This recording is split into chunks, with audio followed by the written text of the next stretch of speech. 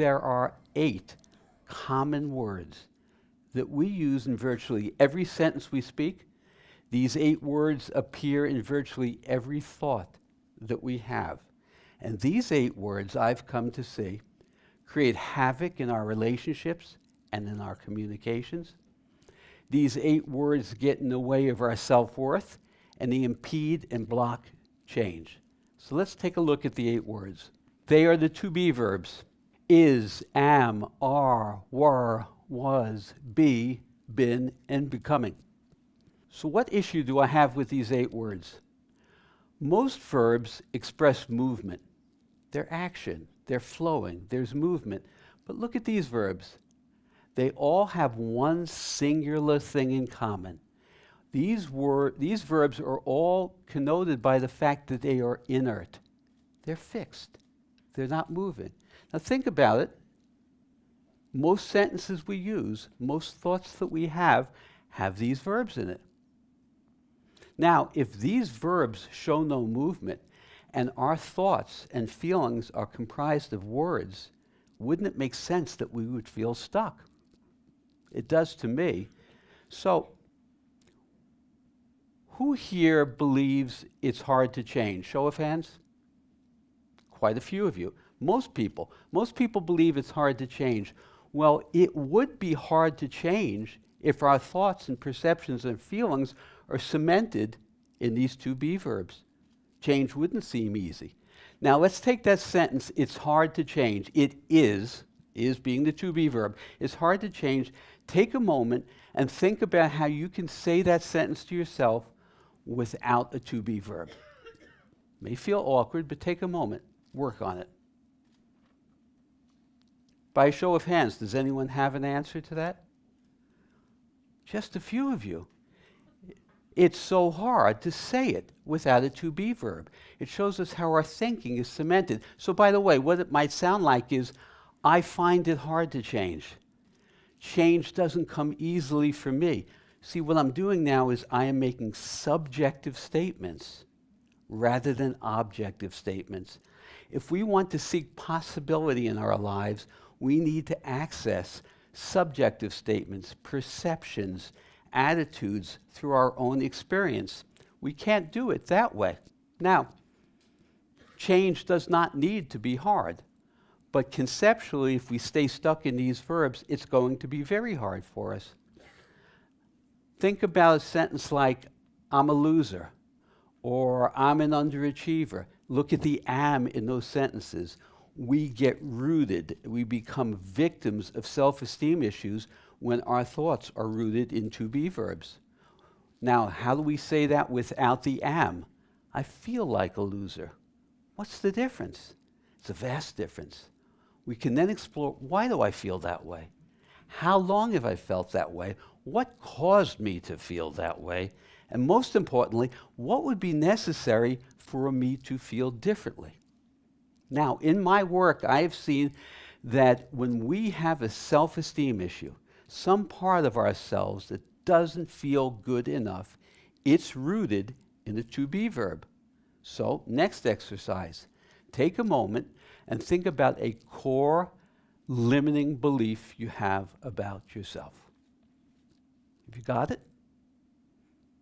Is there a to be verb in that statement? Certainly.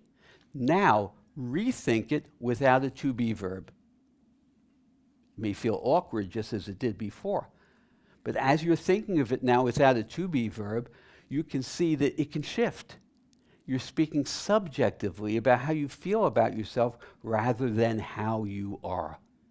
Now, these to be verbs tend to victimize us. They tend to get us stuck. Change becomes hard when we're rooted in to be verbs. Let me provide a little historical context for you for a moment.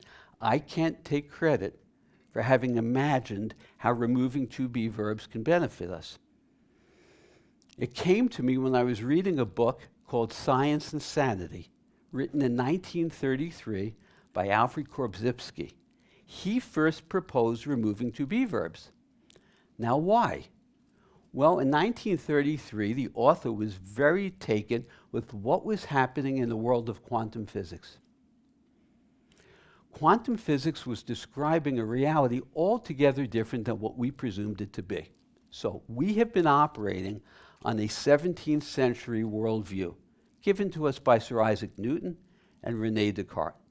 Simply put, Newton suggested that reality looked like a giant machine.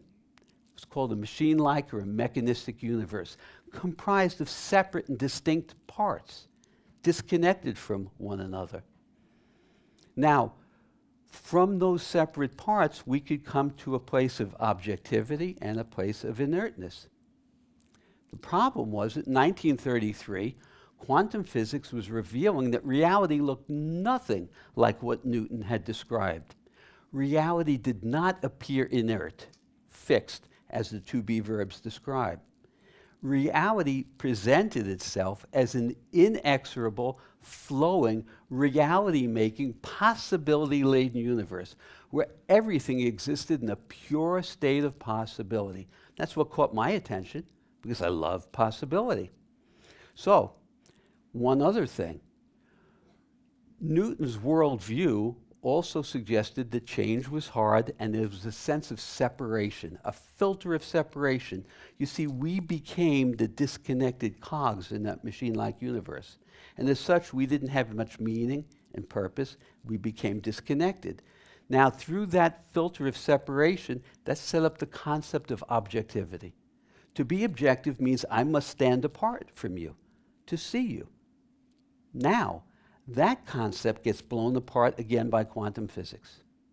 Physics is describing, as counterintuitive as this may sound, it's describing a reality which is one, seamless, inseparable, indivisible whole, just like the Eastern philosophies and spiritual traditions had always suggested. Now hard science was saying it. And the skeptic at this moment may say, well, but that's true in quantum physics. It's not true in our everyday lives. Not true. Over the last number of decades, we're seeing that what exists in the micro world exists in our world as well. So 2 takeaways here. Objectivity requires separation, but there doesn't appear to be any separation. But we're still using verbs that make objective statements. The other piece is the change arguably is not hard because quantum physics describes flow, change, as the order of the universe. So if we've been operating from a wrong worldview and a wrong game plan rooted in these to-be verbs, we're kind of stuck. One more thing. Quantum physics also describes that reality is thoroughly uncertain. Now, ordinarily, we seek certainty and predictability in our lives, and to an extreme, it causes dysfunction. Our addiction to certainty results in distress and fear and anxiety because we can't know the future. It's unknowable. If we need to know it, we're going to dysfunction. So I had a thought, which was, if I can embrace uncertainty, that leads me to the possibilities that I'm seeking. In fact, I wrote a book about that. Now, certainty, think to-be verbs here, certainty forecloses on possibilities. It shuts down possibilities. So I began to look at these messages from quantum physics. I understood what it is that catalyzed the thinking of the author, Korzybski. Now, by the way, he called this E-prime language. I don't know why, but E-prime stands for no to-be verbs. A number of years ago, I was summoned for jury duty. It was an alleged drunk driving case. I'm sitting on the witness stand, and the prosecutor asks me what question? He asks me, can you be objective? Well, I said, that's the wrong person to ask that question of. So I gave him a brief recitation about why I couldn't be. Now the judge peers down at me, and he says to me, well, what question should we ask you? I said, Judge, let me ask you a question first. Do you have beliefs? He thought I was out of my mind. He said, of course I have beliefs. I said, well, a belief is a bias. We're human beings. We are not objective cogs in Newton's machine. I said to him, so what you should ask is, can I be in touch with my bias and still feel I can do a fair job? He dismissed me and asked for a copy of the book. Over the years that I have been sharing and working with E-Prime language with my clients, I see tremendous benefits. Let me move back to some more of the applications and benefits to be derived. The to-be verbs can keep us stuck in a state of victimhood, as I started to reference earlier. I was working with a middle-aged woman whose core belief was, I am stupid. No matter how much I tried to penetrate that belief, I wasn't successful. So I asked her, how did you come to believe you're stupid? Now notice what I did. I used the word believe. I took her fact, I am stupid, and I pivoted and I made it a belief. How did you come to believe it? So she shares that her father, when she was a little girl, would often say to her, you're so stupid. And she said, and my grades in school were poor. So that confirmed it. I said, so imagine if your father never said you were stupid, or you had a different dad. Might you have done better in school? Begrudgingly, she says, I guess so. I said, so is it possible that you're not stupid, but you feel stupid? And what would be required for you not to feel stupid? The shift was underway. Nowhere do I see as great an advantage to E-prime, no to-be verbs, as I do in relationships. Relationships seem to deteriorate and fall into conflict when we make objective statements around personal feelings. Personal feelings should be shared as personal feelings, not as objective truths. What happens to you when someone says to you, you're wrong, you are wrong? It's the end of the conversation. You're not listening, maybe you're preparing your rebuttal, your blood pressure's up. Now, in E-prime language, how would we say you're wrong? It might sound like, I'm having trouble following your point. I can't understand your position. Help me understand. It's an inviting in of one another's experiences. I was working with a couple quite a number of years ago, and I recall the moment when she said to her husband, you are so selfish. I could feel the air thicken. I knew what was coming. It was his fierce rebuttal. So I said, time out, guys. I had been teaching them E-prime, no to-be. So I prepped her and I said, could you share that in E-prime? So she thought about it and she said, I find you, I experience you as a self-centered person. Sounds awkward. But he then paused and said, I don't understand that. I see myself quite altogether different as being generous of spirit. They were then able to have a real, genuine discussion about how she experienced him. That moves to the heart of the matter. Does it make sense to argue about is he or isn't he selfish? Or does it make more sense to move into empathy and compassion? This man said to his wife, I love you. But to act lovingly, you have to care how the other feels, even if you don't agree. When we speak in terms of feeling like that, it opens the pathway to a generative dialogue. It makes no sense to argue about the truth in personal matters. Now, there are objective, discernible truths that I'm sure all of us agree to. But here I'm talking about personal interactions. The death knell of resilience in emotional and verbal intimacy is to speak objectively. We need to speak subjectively from my own experience and invite the other one in. Now, I'm not proposing that you need to be fanatical about speaking without to-be verbs.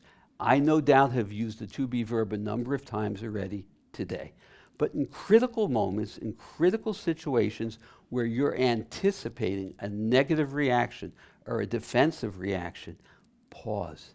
Start your sentence with, I think, I feel, I have a thought coming up I'd like to share. You see, thoughts and feelings can't be told as wrong. They're perceptive. They're not actualities. When we shift into E-prime language, we get to invite in those possibilities that I spoke of earlier. We're no longer fixed and stuck and inert. In fact, I'm fond of saying we don't even have to be human beings anymore because a being is stuck. We can become human becomings. We can start to join in that inexorable flow of the universe that quantum physics describes when we let go of the to-be verbs. That's exciting, it's full of wonder, and every moment is alive and full of possibilities. Thank you.